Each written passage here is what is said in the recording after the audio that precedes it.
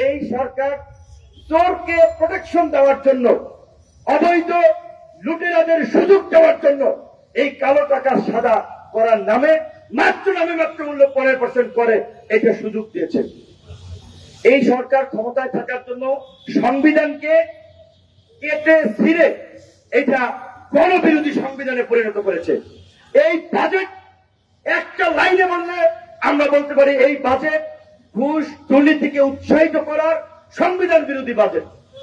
সংবিধানের 20 নম্বর অনুচ্ছেদে আছে অনুপার্জিত কোন সম্পদ কেউ ভোগ করতে পারবে না।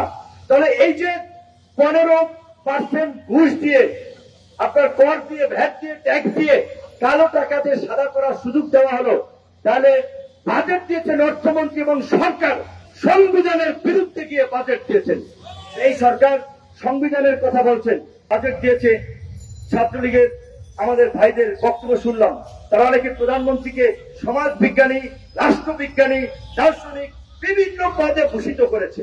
তো এখন দলীয় নেত্রীকে, নেতা নেত্রীকে তো তারা ভূষিত করবেই, সমাজ বিজ্ঞানী, রাষ্ট্রবিজ্ঞানী, দার্শনিক, কূটনীতিক, আন্তর্জাতিক, হ্যাং ট্যাং। এমনকি এমনও বলেছে যে শেখ হাসিনার হাতে যতদিন দেশ থাকবে উপমহাদেশ ছাড়িয়ে এশিয়ার সবচেয়ে উন্নত সমৃদ্ধ রাষ্ট্র নাকি হবে। অথচ এশিয়ার মধ্যে যদি আপনি তুলনা করেন, বাংলাদেশের শিক্ষা ক্ষেত্রে বরাদ্দ সবচেয়ে কম, স্বাস্থ্য খাতে বরাদ্দ সবচেয়ে কম। তো এই যে আমাদের ছাত্রলীগের বন্ধুরা, ছাত্র বন্ধুরা পড়াশোনা করেও তারা গোয়েবলসের মতো সরকারের দালালি করার জন্য, লেজুর ভিত্তি করার জন্য মিথ্যা কথা বলে জাতিকে বিভ্রান্ত করছেন, তরুণ সমাজকে নৈতিকভাবে বিচ্যুত করছেন মিথ্যার ভাবা বেরুন দিয়ে যে এইটা শিক্ষা বান্ধব বাজেট, স্বাস্থ্য বান্ধব বাজেট, কৃষি বান্ধব বাজেট। অনেকদিন ধরে আমাদের সর্বমহলের বুদ্ধিজীবীরা বলে আসছেন বাজেটের ন্যূনতম 20% শিক্ষা খাতে বরাদ্দ দেওয়া উচিত বাংলাদেশের মতো একটা অনুন্নত এবং ওভার পপুলেটেড কান্ট্রির জন্য। এখন পর্যন্ত 53 বছরের ইতিহাসেও শিক্ষা খাতে বাজেট 12% ছাড়াইতে পারে নাই। গতবার ছিল 11.57, এইবার করেছে 11.88। তারপরে এই বাজেটে আপনি রিক্সা চালাইবেন, ব্যবসা করবেন, আপনার বাবা ভাই বাইরের দেশে ওই গরুর বুকে আপনার রোদে ঘামে বৃষ্টিতে ভিজে পয়সা ইনকাম করবে, দেশে পাঠাইবেন। এই বৈধ টাকা যদি ব্যাংকেও রাখেন, সম্পদও করেন, আপনাকে কর দিতে হবে। সেই করের মাত্রা সর্বোচ্চ সম্পদের ভেদে 30% পর্যন্ত। আর যারা সালমান রহমানের মতো ব্যাংক ডাকাতি করবে, শেয়ার বাজার লুট করবে, ইসলামের মতো লুট করবে, কালো টাকা বানাবে, আজিজ বেনজির হবে, আজিজ বেনজিরের মতো সারা দেশের সম্পদের পাহাড় করবে, তাদের জন্য সরকার সুযোগ দিয়েছে যে ওরা পরিশ্রম করে, রক্ত পানি করে টাকা ইনকাম করে, এই জন্য ওরা গাদা, ওদের উপরে কর 30%। তোমরা চুরি চামারি করবা, গণভবনে কিছু পাঠাবা, এই বিভিন্ন বাহিনীর প্রধানদেরকে কিছু দিবা, তোমাদের জন্য কর কত? 15%।